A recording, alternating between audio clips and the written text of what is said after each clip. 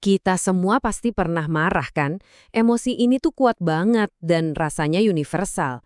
Tapi, pernah nggak kita mikirin apa yang tersisa setelah ledakan amarah itu reda? Seringkali ada konsekuensi yang nggak kelihatan, semacam bekas luka tersembunyi. Nah, dalam pembahasan kali ini, kita akan coba mengupas dampak-dampak tersembunyi itu. Saya yakin sih kita semua pernah ngalamin ini.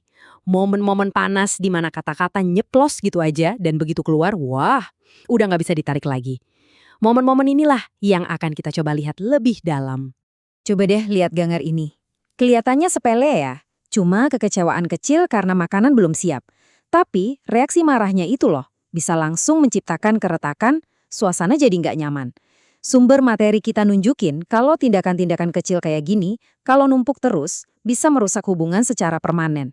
Oke, sekarang mari kita dalami ini lewat sebuah cerita yang kuat banget dari sumber kita. Cerita ini benar-benar menggambarkan poin tadi dengan sangat baik. Ini sebuah perumpamaan yang kayaknya bakal nempel terus di kepala kita. Coba bayangin ya, ada seorang murid yang susah banget ngendalin emosinya. Gurunya, dengan bijak, bukannya menghukum. Malah, dia ngasih sebuah tugas fisik. Sebuah palu, sekotak paku, dan sebatang balok kayu. Tugasnya simpel. Setiap kali marah sama dengan satu paku yang ditancapkan. Dan di hari pertama, hasilnya mengejutkan. 20 paku tertancap di balok itu. Si murid sampai kaget sendiri. Dia nggak sadar kalau ternyata amarah menguasai dirinya sesering itu. Hampir setiap jam sekali. Ini jadi cerminan yang nyata banget akan perjuangannya. Lalu, sang guru mengubah permainannya. Sekarang, pengendalian diri punya hadiah yang nyata, kemampuan untuk membatalkan tindakannya. Setiap hari tanpa marah, satu paku boleh dicabut. Ini jadi proses yang pelan-pelan ngajarin dia buat menahan diri. Setelah berbulan-bulan, akhirnya murid itu berhasil. Dia lari ke gurunya dengan bangga, nunjukin kalau balok kayunya sekarang udah bebas paku. Tapi pas mereka lihat bareng-bareng, kenyataannya jelas, balok kayu itu udah nggak utuh lagi, penuh dengan bekas luka. Dan disinilah poin krusialnya. Gurunya menjelaskan, setiap paku itu ibarat kata-kata menyakiti yang diucapkan pas lagi marah. Kamu bisa minta maaf, kamu bisa cabut pakunya, tapi bekas lukanya, lubangnya, itu akan tetap ada. Kerusakannya udah terjadi. Cerita tadi ngasih kita metafora yang kuat banget ya. Nah, sekarang mari kita beralih ke analisis yang lebih dalam untuk memahami apa sih sebenarnya kemarahan ini menurut sumber kita. Mereka menyebutnya gadab. Jadi, gadab itu bukan cuma sekedar merasa marah. Ini digambarkan sebagai perubahan emosional yang mendalam, kayak api di dalam hati, yang kalau nggak dikendalikan bisa meledak jadi agresi. Ini adalah kekuatan internal yang harus dikelola. Terus apa yang menyulut api ini? Nah, sumber materi kita ngebaginya jadi dua kategori, seperti yang bisa Anda lihat di sini. Di sebelah kiri, kita punya pemicu fisik, kelelahan, kurang nutrisi, bahkan hormon bisa bikin kita lebih gampang kesulut. Di sebelah kanan, ada pemicu psikologis, kayak kesombongan, perdebatan, atau penghinaan. Jadi kemarahan itu bisa datang dari tubuh dan juga dari pikiran. Nah, yang menarik nih, seperti yang ditunjukkan tabel ini, ternyata nggak semua kemarahan itu sama. Ada 3 tingkatan. Ifrat itu marah yang berlebihan dan merusak. Tafrith itu kebalikannya, apatis total, yang juga dianggap nggak baik. Jalan tengah yang ideal adalah i'tidal, kemarahan yang terkontrol dan proporsional, yang digunakan untuk membela kebenaran.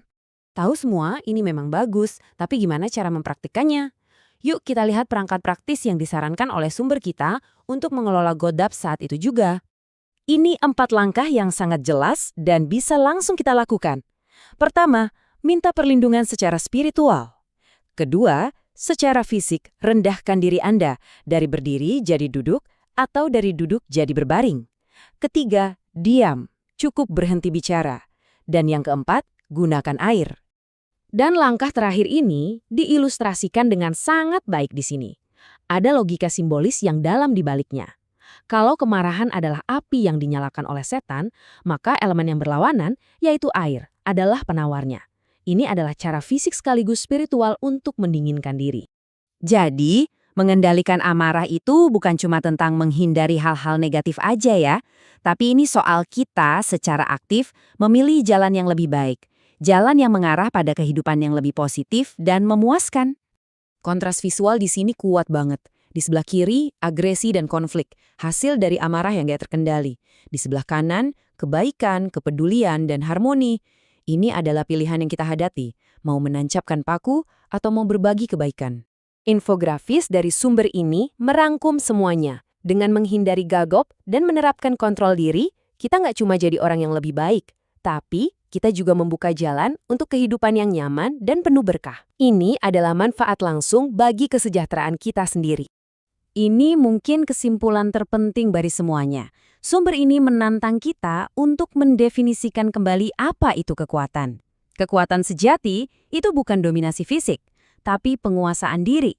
Kemampuan untuk berhenti sejenak, mengendalikan api di dalam, dan memilih respons yang bijaksana daripada reaksi yang merusak.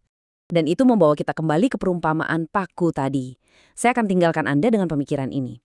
Kalau setiap kata kasar, setiap ledakan amarah meninggalkan lubang yang kelihatan pada orang-orang dan tempat-tempat di sekitar Anda, dunia Anda akan terlihat seperti apa sekarang? Penuh dengan bekas luka atau mulus dan utuh? Pilihannya, seperti yang telah kita lihat, ada di tangan kita.